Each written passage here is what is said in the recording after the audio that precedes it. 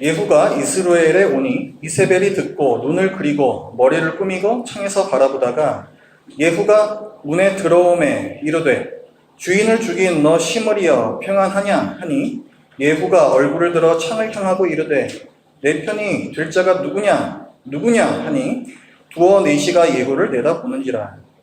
이르되 그를 내려 던지라 하니 내려 던짐에 그의 피가 담과 말에게 튀더라. 예후가 그의 시체를 밟으니라.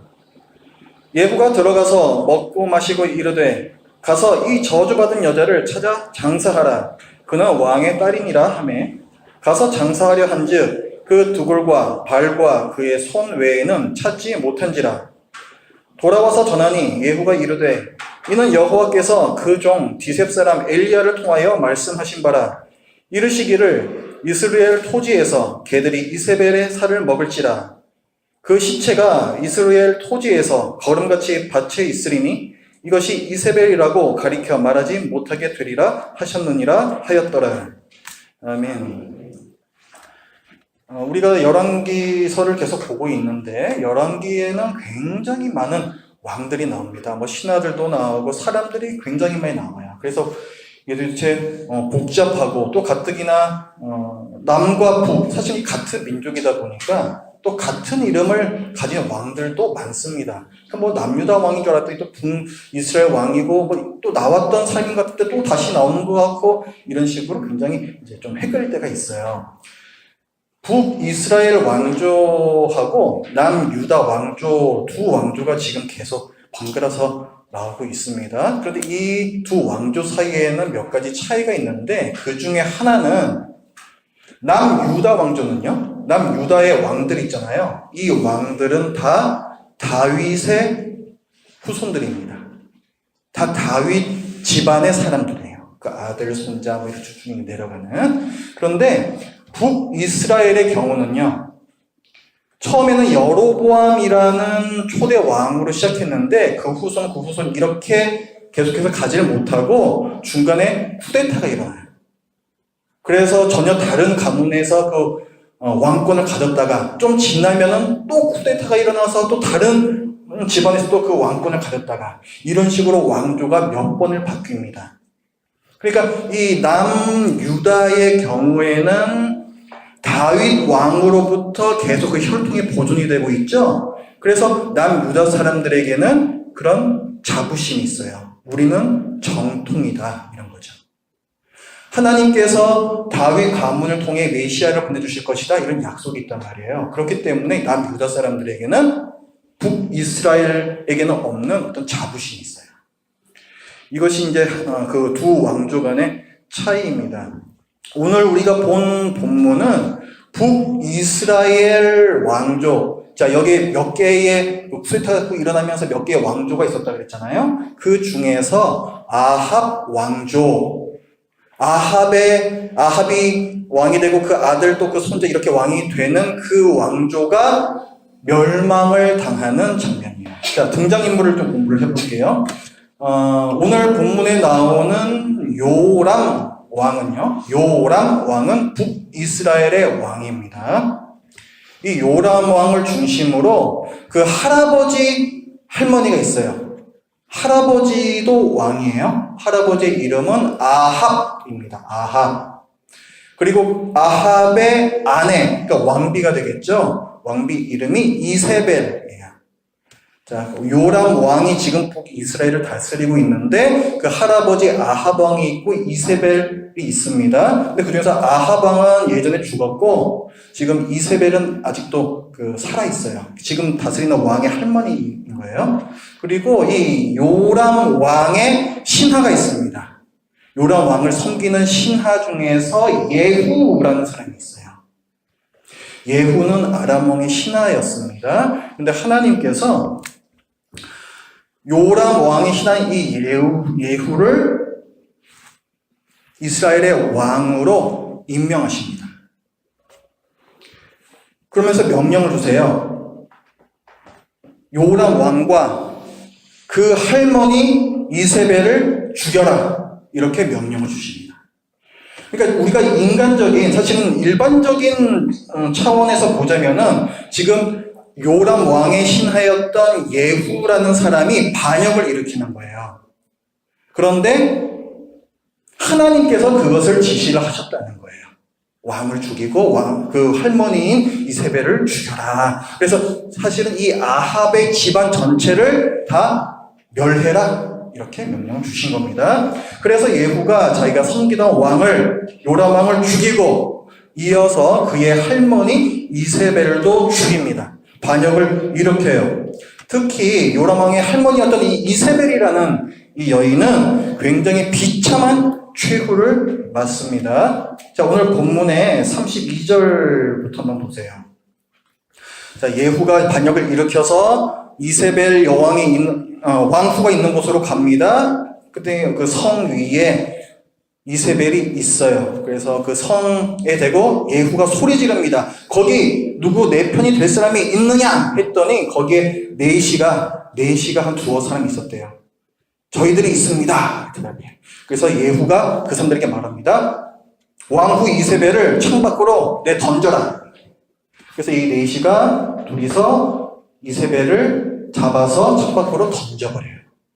떨어져서 죽습니다. 그리고 예후가 자기가 타고 있는 말 발굽으로 이 이세벨의 시신을 짓밟아요. 사람이 아주 엉망이 됐겠죠. 그렇게 해서 이세벨은 죽습니다. 예후가 잠시 후에 다시 명령을 내려요. 자, 이 왕후의 시신을 걷어라 해서 그 다른 사람들이 내려가서 보니까 몸뚱아리가 없어요. 남은 것은 오직 이 두개골과 발과 손바닥만 남아 있었다. 이렇게 얘기합니다. 몸뚱아리는 어디 갔는가? 그 근처를 돌던 개들이 다 먹어치웠어요. 시체도 제대로 건지지 못하는 그런 비참한 최후를 맞은 거죠. 하나님께서 아합 가문을 완전히 멸망을 시키신 겁니다. 자, 성경이 이 사건을 기록하면서 약간 뭔가를 자꾸만 알려주려고 하는 그런 것들이 있습니다. 21절 말씀을 한번 보세요. 우리가 읽었던 본문 그 위에 21절 말씀을 보십시오. 요람이 이르되 메우라 하매 그의 병거를 메운지라. 이스라엘 왕 요람과 유다 왕 아하시아가 각각 그의 병거를 타고 가서 예후를 맞을새 이스라엘 사람 나봇의 토지에서 만나매. 이렇게 얘기하고 있어요. 이건 뭐냐면은 지금 너무 지금 사회가 복잡해가지고 제가 남유다에 대한 부분 다 지금 빼버린 거예요. 지금 원래는 북이스라엘의 요람 왕하고요, 남유다의 어떤 왕하고 서로 같이 지금 동맹을 맺었어요. 동맹을 맺어서 다른 나라하고 싸우고 있는데 그 와중에 예후가 반역을 일으킨 거예요. 북이스라엘 왕에게. 그래서 이제 예후가 그 두 왕에게 나아가서 이제 한판 붙을 건데 그 장소를 기록을 하고 있는 거예요. 예후를 맞을새 이스라엘 사람 나봇의 토지에서 만났다 기록을 하고 있습니다. 또 그 밑에 25절 말씀도 보시면은 예후가 그 두 왕을 다 죽입니다. 다 죽이는데 북이스라엘 왕 요람 왕을 먼저 죽였어요.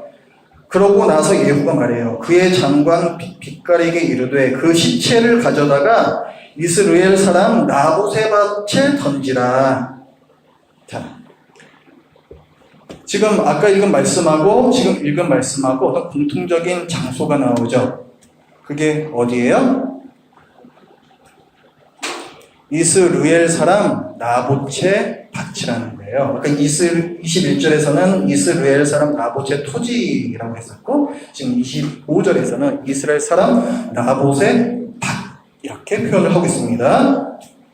그리고 또 이 왕이 지금 죽은 또 이세벨 왕후가 죽은 이 사건에 대해서 성경은 뭐라고 얘기를 하고 있냐면, 또 이 예후는 뭐라고 얘기하고 있냐면 25절을 다시 보세요. 25절 아까 읽었던 말씀 그 뒷부분부터 보면은 네가 기억하려니와 이전에 너와 내가 함께 타고 그의 아버지 아합을 쫓았을 때에 여호와께서 이같이 그의 일을 예언하셨느니라 이렇게 나와요.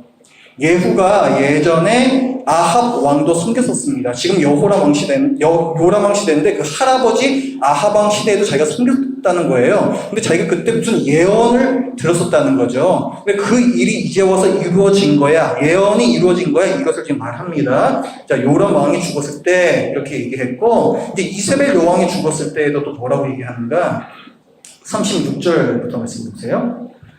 36절, 37절을 같이 읽어봅니다. 시작. 돌아와서 전하니 예후가 이르되 이는 여호와께서 그종 기셉 사람 엘리야를 통하여 말씀하신 바라. 이르시기를 이스라엘 토지에서 개들이 이세벨의 살을 먹을지라. 그 시체가 이스라엘 토지에서 거름같이 밭에 있으리니 이것이 이세벨이라고 가리켜 말하지 못하게 되리라 하셨느니라 하였더라. 지금 이세벨에게 일어난 일이 예전에 선지자가 예언했던, 하나님께서 말씀하셨던 예언의 성취라는 거예요. 요람 왕이 죽은 것도 예언의 성취고 이세벨 왕후가 죽은 것도 예언의 성취다 이렇게 얘기를 하고 있습니다. 그러니까 지금 아합 가문이 완전히 멸망당했잖아요. 그런데 이 원인이 뭐하고 관련이 있다라고 성경은 알려주고 있습니까? 이스라엘 사람 나봇의 토지와 뭔가 연관이 있다. 이것을 지금 자꾸 알려주는 거예요. 성경 일부러 그걸 자꾸만 얘기를 하는 거예요. 우리 여기 책갈피를 해두시고 좀 앞으로 넘겨서 열왕기상 21장으로 가봅니다.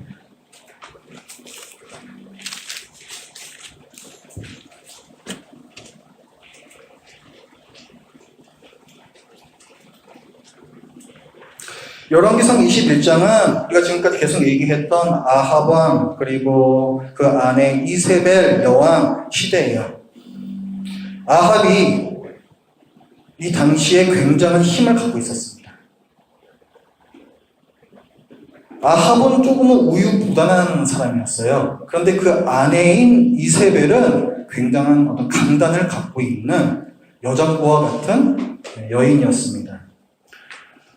이 이세벨은 사실은 이스라엘 사람이 아니에요. 이 사람은 시돈 사람이라고 나와 있습니다. 시돈이라는 것은 지금의 지중해 연안에 있는 어떤 도시인데 그곳은 이방인들이 사는 지역이에요. 그곳은 여호와 하나님을 섬기지 않습니다. 다른 우상을 섬겨요. 그런데 이 북이스라엘 왕 아합이라는 사람이 이방 여인과 결혼을 하면서 이 이세벨 왕비가 자기가 섬기던 신을, 그게 바알과 아세라라는 신이에요. 그 신을 이스라엘로 갖고 들어옵니다. 그때부터 이 이스라엘에서 바알과 아세라를 섬기는 일이 시작이 돼요. 자, 이렇게 하나님을 전심으로 섬기지 않은 이것만 해도 큰 죄인데, 이 이세벨이라는 여인은 굉장히 또 악한 여인이었습니다. 그래서 이스라엘을 다스리면서 매우 악한 일을 저질러요. 그 사건 중에 하나가 이 열왕기상 21장에 기록이 되어 있습니다. 아합 왕과 이세벨 여왕이 살고 있는 왕궁 근처에 어떤 포도원이 하나가 있었어요. 이 포도원이 매우 참 아름다웠던 것 같습니다. 그래서 아합 왕이 그것을 보고 욕심이 났어요. 자기가 그 밭에다가 좀 채소를 심었으면 좋겠다 이런 생각을 합니다. 그래서 그 밭의 주인에게 찾아갑니다. 그 밭 주인 이름이 나봇이에요. 나봇. 아까 우리가 본문에서 봤던 나봇 있었죠? 그 사람이 여기 나오는 거예요. 그 사람이 어디에 살고 있는가? 21장 1절에 보면은 그 후에 이 일이 있습니다. 이스라엘 사람 나봇에게 이스라엘에 포도원이 있어 이렇게 되죠? 그러니까 이스라엘 사람 나봇이 포도원을 갖고 있었는데 아합 왕이 그거를 갖고 싶었다는 거예요. 그래서 이 아합 왕이 이제 그 땅을 자기가 갖고 가는 대신에 내가 너에게 값을 후히 쳐주마. 혹은 이거보다 더 좋은 포도원을 내가 너에게 주마, 바꾸자 이렇게 제안을 해요. 그런데 나봇이 그 말을 듣지를 않습니다. 그 말을 왜 안 듣느냐면은 거기 3절에 보시면요. 나봇이 아합에게 말하되 내 조상의 유산을 왕에게 주기를 여호와께서 금하실지로다 이렇게 얘기를 해요. 이 당시에는 땅의 개념이 지금 우리하고 달라요. 땅은 다 하나님 것입니다. 그리고 이 땅을 사람들이 다 나눠서 사용을 하는데 말 그대로 사용만 하는 거예요. 소유권은 하나님께 있습니다. 그래서 이 땅을 다른 사람이 사가지를 못해요. 이스라엘 지파가요. 자, 출애굽한 이스라엘이 가나안 땅에 들어가서 거기 가나안 사람들하고 막 싸워서 이기잖아요. 그 다음에 그 땅을 지파별로 나눠서 갔죠. 그 지파 안에서는 또 이 땅은 그 중에서 어느 가문고 이 땅은 어느 가문고 그걸 다 나눠요. 그런데 이 땅을 다른 사람에게, 다른 지파에게 절대로 팔 수가 없습니다.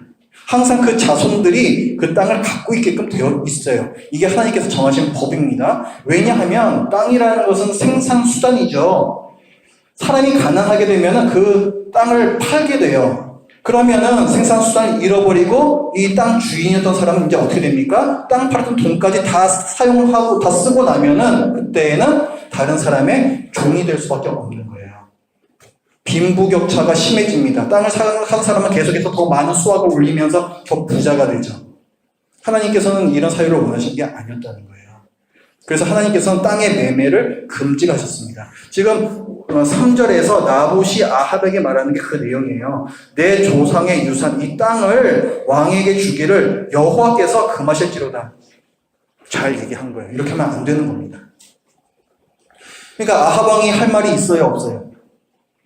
할 말이 없죠. 실제로 하나님의 율법이 그렇게 돼 있으니까. 그러니까 아합 왕이 집에 돌아와서 끙끙 앓아요. 아이고, 저거는 갖고는 싶고 할 말은 없고 그게 침대 들어 넣어가지고 끙끙 앓습니다. 그걸 보고 왕비 이세벨이 왜 그러냐고 물어봐요. 그래서 여차저차 해가지고 내 제 땅을 지금 못 갖게 돼서 그렇다 하니까 그 왕비, 그 아내인 이세벨이 얘기를 해요. 아이고, 당신 참 한심하네. 아니, 이스라엘을 다스리는 왕이라는 사람이 그까지 땅 하나 지금 못 차지해서 그래? 거기 이제 오늘 말씀이 그 7절 한번 보세요.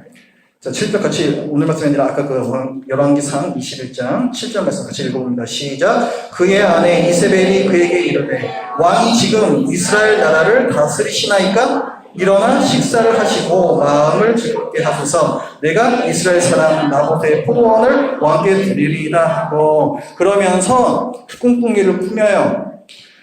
정상적인 방법으로는 빼앗을 수가 없으니까 아주 이상한 일을 꾸밉니다. 이 이세벨이 자기가 편지를 하나 써요. 왕의 도장을 찍어가지고. 그 편지의 내용은 뭐냐면은 지금 이 나봇이 살고 있는 마을에다가 이 편지를 보내는 거예요. 이 편지의 내용은 그렇게 써 있었습니다. 이 편지를 받는 사람은 그 마을을 다스리고 있는 장로들과 귀족들인데, 그 장로들과 귀족들은 그 마을에서 재판까지도 재판장의 역할도 같이 하거든요. 그러니까 그 사람들에게 지금 편지를 보내서 뭐라고 하냐면은 이 사람에게, 나봇에게 누명을 씌워서 죽여버려라, 이렇게 편지를 보내요. 그 귀족들하고 장로들이 힘이 있어요, 없어요? 왕의 도장이 찍혀서 왔으니까 그렇게 그냥 하는 거예요. 그래가지고 이 사람들이 그 나봇을 갖다가 불러다가 거짓 재판을 합니다. 거짓 증인까지 세워요. 거짓 증인 두 사람 세워가지고 이 나봇이라는 사람이 하나님과 왕을 저주하는 얘기를 했습니다. 그걸 저희들이 들었습니다. 이런 위증을 시키게 해요. 하나님과 왕을 저주한다는 것은 사형에 해당되는 죄죠. 그래서 이 일로 인해서 나봇이 억울하게 죽임을 당해요. 그리고 그 땅을 이제 요 이세벨 아합이 차지합니다. 이게 나봇의 포도원 사건이라는 거예요. 이 사건이 일어났을 때 엘리야, 선지자 엘리야가 예언을 합니다. 열왕기상 21장 17절부터 말씀을 보세요. 그 위에까지는 이제 그 아합이 그렇게 나봇의 포도원을 차지한 얘기가 나오고, 그 다음에 여호와의 말씀이 디벳 사람 엘리야에게 임하여 이르되, 그 다음부터 이제 예언이 나와요.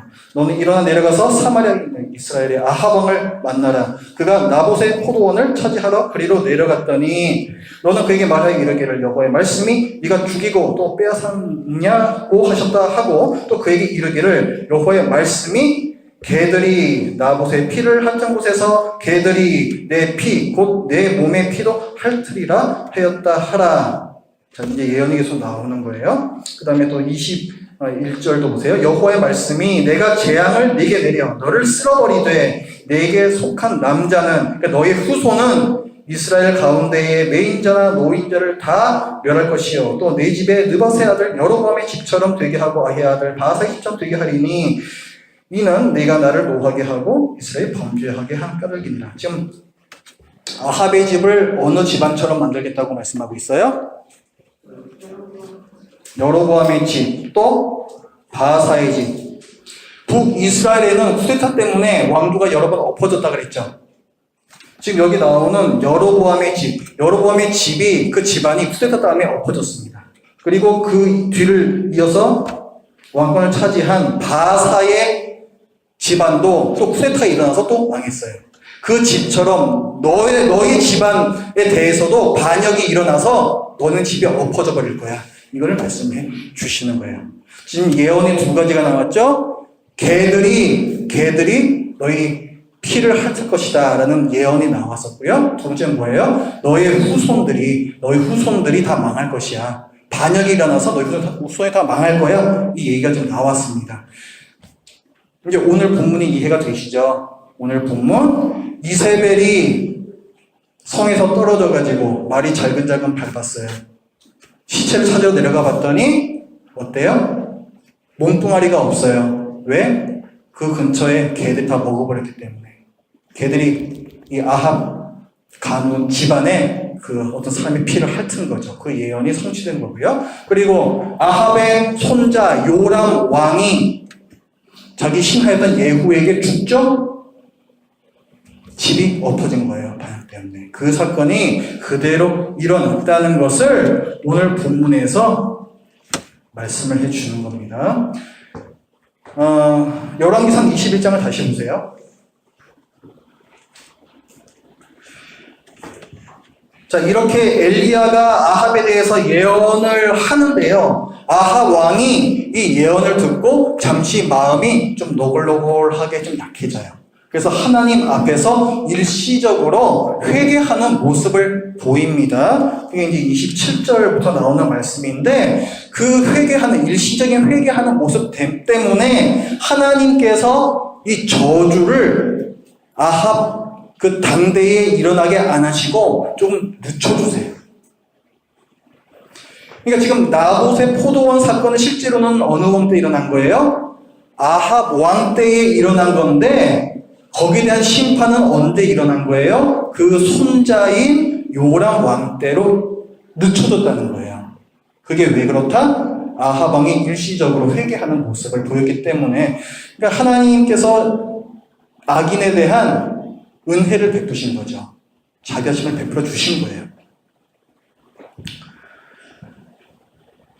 자, 오늘 본문에서 이 모든 예언들이 이루어지고 아합 집안이 완전히 망했습니다. 이 사건을 통해서 하나님께서는 보여주셨어요. 누가 이스라엘의 진짜 왕인지, 누가 진정한 재판장인지 그것을 보여주셨습니다. 자, 아까 우리가 열왕기상 21장에서 우리가 봤었죠. 여러분들 읽으셨어요. 그 이세벨이 지금 자기 남편 침대에 누워가지고 끙끙 이러지도 못하고 저러지도 못하고 있는 그 자기 남편을 보면서 핀잔을 주잖아요.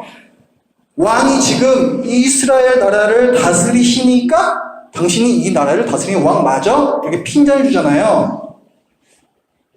거기에 대해서 진정한 왕은 하나님이시라는 사실을 오늘의 이 심판 사건을 통해서 보여주시는 거예요. 그리고 또한 그 나봇이라는 사람이 억울하게 죽잖아요. 그 잘못된 그 위협의 두려워하여서 거짓된 재판을 했던 그 재판장들, 그 장로들과 귀족들, 그런 사람들이 있었잖아요. 거기에 대해서 하나님께서는 진정한 재판장은 바로 나 여호와다. 이것을 오늘 사건을 통해서 알려주시는 거예요. 악인에게 심판을 내리신 것이죠. 누구보다도 높으신 하나님께서는 모든 사람을 심판하십니다. 예외가 없어요. 가난한 자, 부유한 자, 왕, 다 관계없어요. 하나님께서는 모든 사람들을 다 심판하십니다. 그리고 누구보다도 의로우신 하나님께서는 그 심판을 하시되 의롭게 심판을 하세요. 그 귀족들처럼 불의한 재판을 하는 것이 아니라 의로운 판결을 내리십니다. 여기서 우리가 한 가지 좀 생각을 해봅시다. 왜 하나님께서는 아합과 이세벨을 바로 심판하지 않으셨는가? 심판을 늦추신 데에는 어떤 의미가 있는가? 그것을 생각을 해봐야 돼요. 왜 그렇다고 그랬어요? 그렇죠. 심판을 늦추신 거라고 그랬죠? 그럼 왜 늦추셨을까요? 하나님의 자비하심, 하나님의 은혜 때문에 늦추신 거라 그랬잖아요. 그 하나님의 자비하심, 하나님의 은혜, 그게 구체적으로 뭘 뜻하는 거예요, 그럼? 여기서. 왜 도대체 늦추신 거예요, 실제로는? 왜 그런 것 같아요?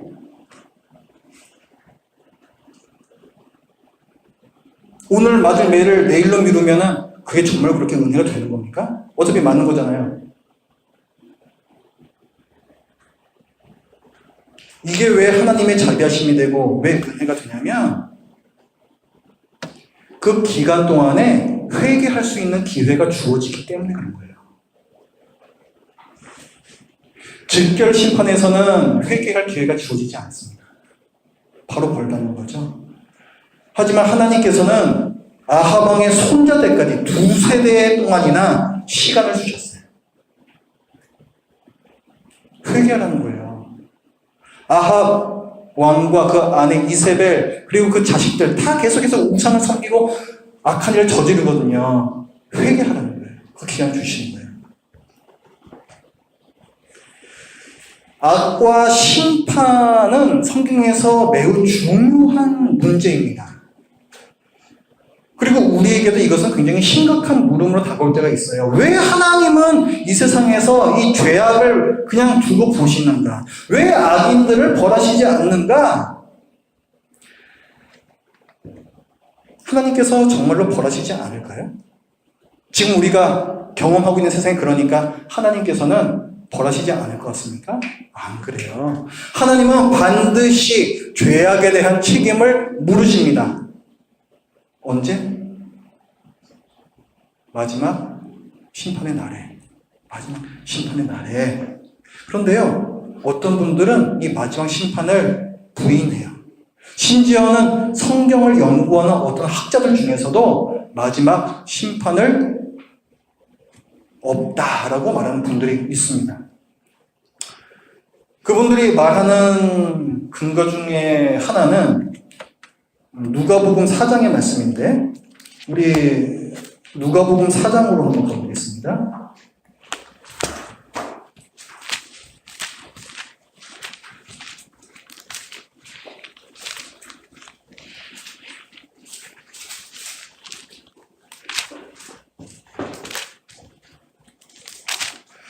누가복음 4장 18절과 19절 말씀을 같이 읽습니다. 이거 지금 예수님께서 이거 뭐냐면은 예수님께서 여러분들 돌아다니시면서 성경 말씀을 가르치시잖아요. 복음을 전파하셨잖아요. 그때 자기 고향인 나사렛의 회당에서 하신 말씀이에요. 그 회당에서 지금 식으로 따지자면 예배를 드리는데 그때의 이사야 선지서 그 책에서 말씀을 뽑아다가 읽어주십니다. 지금 어떤 말씀을 읽으시는가 한번 보겠습니다. 누가복음 4장 18절과 19절 말씀 같이 읽습니다. 시작. 주의 성령이 내게 임하셨으니 이는 가난한 자에게 복음을 전하게 하시려고 내게 기름을 부으시고 나를 보내사 포로된 자에게 자유를, 눈먼 자에게 다시 보게 함을 전파하며 눌린 자를 자유롭게 하고 주의 은혜의 해를 전파하게 하려 하심이라 하였다. 아멘.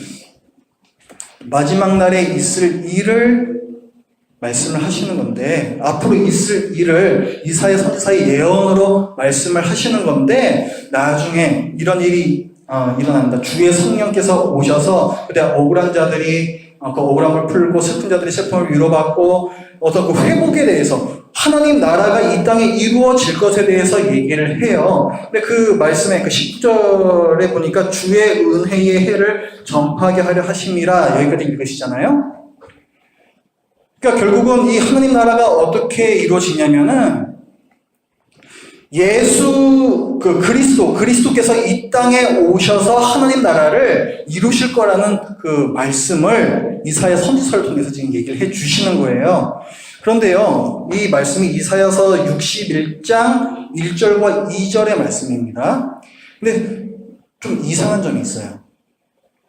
원래 이사야서 61장 2절의 말씀은요, 여호와의 은혜의 해와 우리 하나님의 보복의 날을 선포하여 이렇게 끝납니다.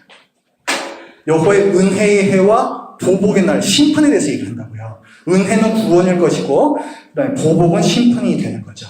이 두 가지를 다 얘기하는데 지금 예수님께서 갈릴리 나사렛에서 회당에서 전하신 말씀에는 어디까지만 나와 있어요? 19절에 보니까 주의 은혜의 해를 전파하게 하려 하심이라. 이렇게 해서 그 원래 있었던 우리 하나님의 보복의 날이라는 표현을 빼버리셨어요. 예수님께서 성경 말씀을 잘 모르셨을까요? 그것도 지금 암송하는 것도 아니고 이사야 선지서도 두루마리 펼쳐놓고 지금 읽어주신 거예요. 일부러 그러신 거죠. 일부러 그러신 거죠? 그래서 이것을 보고 어떤 학자들은 이렇게 주장을 해요.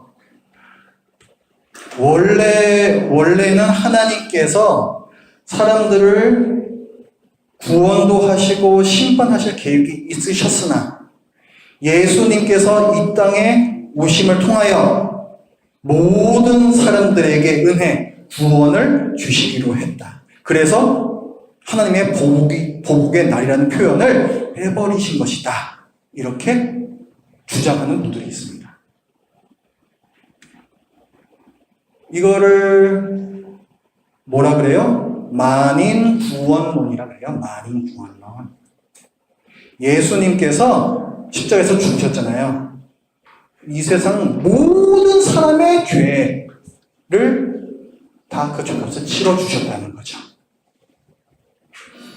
예수님의 피는 영원하고 무한한 효력을 가지기 때문에 그래서 이 세상 모든 사람들의 죄가 다 죄사함을 받았다는 것이죠. 어때요? 누가복음 4장 말씀을 보니까 좀 그렇게 볼 수도 있겠다 생각이 들죠. 근데 성경 말씀은 항상 성경 전체적인 맥락에서 보고 이 말씀은 그럼 왜 이렇게 하신 것인가? 그걸 찾아내야 되는 거예요. 그게 올바른 해석 본래입니다. 예수님께서 이 이사야서의 말씀을 의도적으로 중간에서 끊어버리신 건 맞아요. 근데 여러분, 제가 여러분들께 오늘 어떤 본문, 일정 부분에 대해서 지금 설교를 하고 있잖아요. 근데 제 설교하는 내용이 이 본문의 전체 내용일까요? 이 본문이 의미하는 바를 제가 이 30분에서 1시간 요 사이 정도에 다 말씀드리고 있는 것일까요? 만약에 그렇게 한다면 하루 종일 설교를 해도 아마 끝나지 않을 거예요. 제가 설교를 할 때에도 뭔가 특별한 주제 하나를 골라서 그거를 설교를 합니다. 그러니까 원래 뜻은 있는 건데 그 중에서 뭔가를 강조하는 것이 일반적인 상식적인 거예요. 예수님께서 지금 이사야서의 말씀을 읽으실 때에 의도적으로 어떤 단어를 빼버리신 것은 거기는 의도가 있는 겁니다. 뭘 강조하기 위해서? 은혜의 때라는 것을 강조하기 위해서 일부러 이렇게 말씀을 하신 거예요. 예수님께서는 지금 현재는 복음이 모든 사람에게 전파되고 있어서 모든 사람들에게 회개의 기회가 주어지는 은혜의 때라는 사실을 알려주시기 위해서 의도적으로 이렇게 강조를 해 주셨습니다. 그러니까 하나님의 심판이 그 어떤 신학자들이 얘기하는 것처럼 이 심판이 파기된 것이 아니라 어떻게 되는 거라는 거예요? 있다라는 거예요. 있다라는 거예요. 단지 그 심판의 때가 아직 이르지는 않았다라는 거예요.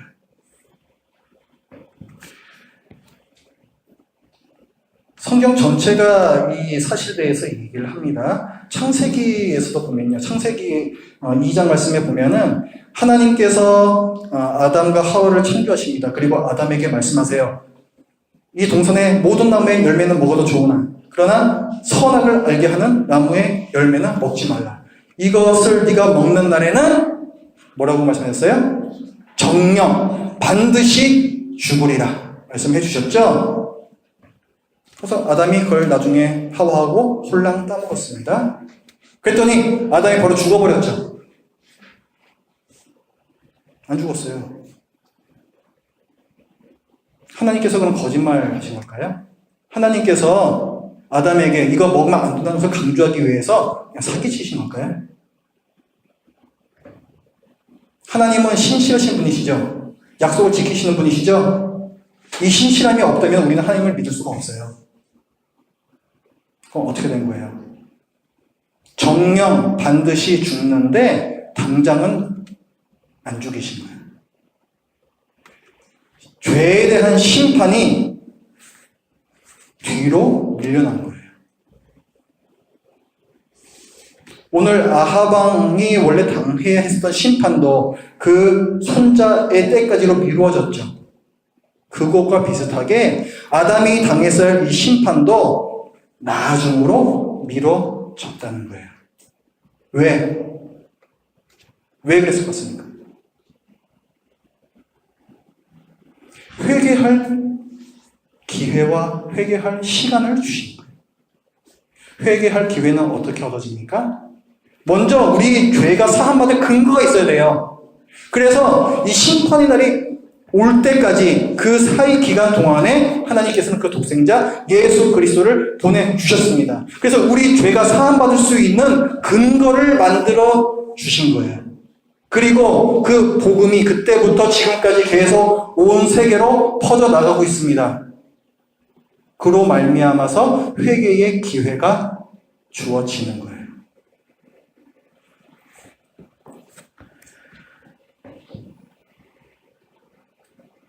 아담만 그런 것이 아니라 우리도 다 마찬가지죠. 아담의 후손 우리들도 다 아담이 지었던 그 원죄의 영향을 계속 받고 있습니다. 또한 그 원죄 때문에 우리는 계속해서 스스로도 또 죄를 짓고 있어요. 우리 역시 만약에 하나님께서 당장 심판을 하신다면 바로 그 자리에서 이 이세벨이 당했던 것 같은 끔찍한 멸망을 당해야만 합니다. 하지만 그 심판 지금 이루어지지 않고 있죠. 우리 사회에서 악인들이 많이 있는데 그 자들에 대한 심판도 이루어지지 않고 있죠. 그건 왜 그렇다는 거예요? 우리에게 회개할 시간과 기회를 주시는 하나님의 은혜의 때라는 거예요, 지금이. 그래서 사도 바울은 이렇게 얘기합니다. 고린도 교회 보낸 편지에서 보라, 지금은 은혜 받을 만한 때요. 보라, 지금은 구원의 날이로다. 이사야서의 예언이 이루어지는 거죠. 그게 지금 이 때라는 거예요.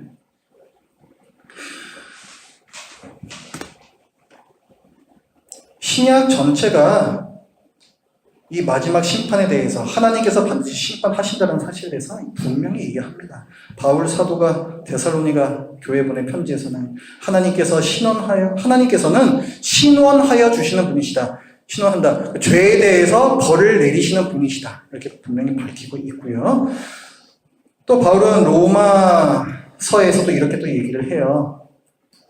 마지막 날에 하나님께서 악인들을 반드시 심판할 거니까 너네 손으로 직접 원수 갚지 마라. 이렇게 얘기를 해요. 내 사랑하는 자들아 너희가 친히 원수를 갚지 말고 하나님의 진노하심에 맡기라. 기록되었을 때 원수 갚는 것이 내게 있으니 내가 갚으리라고 주께서 말씀하시느니라. 신약 성경에서 분명히 이렇게 말씀한다고요. 예수님 이후에 이 바울이 그렇게 얘기를 한다고요. 그러니까 마지막 심판이 없다. 아니에요. 그 사람 분명히 잘 오해한 겁니다. 성경의 마지막은 무슨 책이에요? 계시록이죠? 요한계시록. 사도 요한도 아직은 이루어지지 않은 심판. 그러나 반드시 이루어질 심판에 대해서 얘기를 해요. 요한계시록 6장에 보면은 그 의인들의 영혼이 하나님 앞에서 호소를 합니다. 큰 소리로 불러 이르되 거룩하고 참되신 대주제여 땅에 거하는 자들을 심판하여 우리 피를 갚아주지 아니하시기를 어느 때까지 하시려 하나이까. 왜 저 악인들 두고 보시는 거예요? 왜 벌 안 주시는 거예요? 하니 각각 그들에게 흰 두루마리를 주시며 이르시되 아직 잠시 동안 쉬되 그들의 종들과 형제들도 자기처럼 죽임을 당하여 그 수가 차기까지 하라 하시더라. 그 수가 차기까지 성도의 고난이 다 차기까지 잠시 동안만 기다려라. 그 심판의 때는 정해져 있다. 이렇게 말씀을 하세요. 그러니까 성경은 창세기부터 요한계시록까지 마지막 심판에 대해서 말씀을 합니다. 그래서 여러분들은 하나님을 원망하거나 혹은 하나님의 존재를 부인하거나 심지어 하나님을 조롱하는 일은 없어야 됩니다. 그건 있을 수 없는 일이에요.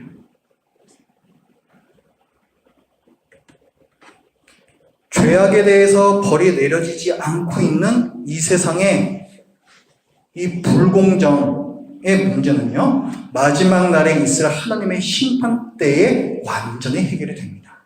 이 세상에서 안 받은 죄들 그때 가서 다 죄값을 다 치른다고요. 의로우신 하나님께서, 누구보다도 높으신 하나님께서 그 일을 친히, 우리 주님께서 그 일을 친히 하십니다. 요한계시록에 보면 그 악인의 심판을 어떻게 표현하고 있어요?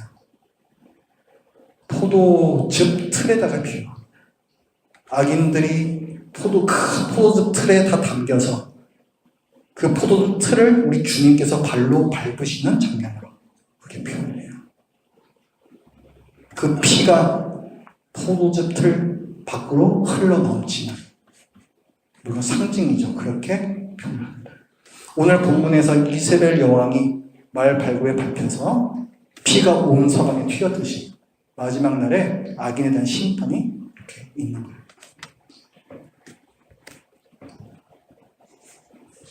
그렇기 때문에 여러분들은 소망을 가지셔야 됩니다. 예수 그리스도를 믿지 않는 악인에게는 마지막 심판의 날은 두려움과 공포의 날이에요. 하지만 예수 그리스도를 믿는 우리에게는 그 날은 우리 억울함이 모두 다 갚아지는 은혜의 날입니다. 진정한 구원의 날이죠. 오늘 본문에서 우리는 뭘 봤습니까? 아합과 이세벨이 나봇에게서 포도원을 빼앗아서 자기 땅을 삼는 사건을 봤죠. 그런데 오늘 본문에서는 성경은 뭐라고 기록을 합니까? 그 땅을 이스라엘 사람 나봇의 토지, 이스라엘 사람 나봇의 땅이라고 부릅니다. 분명히 이 땅은 아합이 차지한 땅인데 여전히 하나님의 눈에는 그것은 이스라엘 사람 나봇의 땅이다라고 얘기를 하시는 거예요. 하나님의 정의는 결코 훼손되지 않습니다. 이 세상에서는 우리 너무 많이 그런 얘기 듣잖아요. 뭐 유전무죄, 무전유죄, 돈이 있으면은 벌 안 받고. 근데 그렇잖아요. 부자들 감옥 가도 금방 나오잖아요. 그게 이 세상이라고요. 불공평하다고요. 불의하다고요. 그러나 이스라엘의 왕까지도 심판하시는 하나님이 계시기 때문에 나봇처럼 아무 힘없고 세상의 재판장로로부터도 아무런 것도 기대할 수 없는 우리 같은 사람들도 궁극적인 소망과 위로를 얻을 수가 있는 것입니다. 하나님께서는 요람 왕 때에 나봇의 억울한 눈물을 씻어주신 것처럼 마지막 심판의 날에 이 세상에서 억울한 일을 당한 수많은 나봇들의 눈물을 다 닦아주실 거예요. 그날을 소망하시면서 인내하시기 바랍니다. 하나님, 저희들 오늘 본문을 통하여서 심판하시되 끝까지 심판하시며 그러나 또 회개의 기회를 주시는 그 하나님의 자비하심도 함께 보았습니다. 하나님, 저희들이 마지막 날에 있을 이 심판을 늘 기억하면서 오늘의 이 세상을 살아가도록 하여 주시옵소서. 예수님의 이름으로 기도드립니다. 아멘.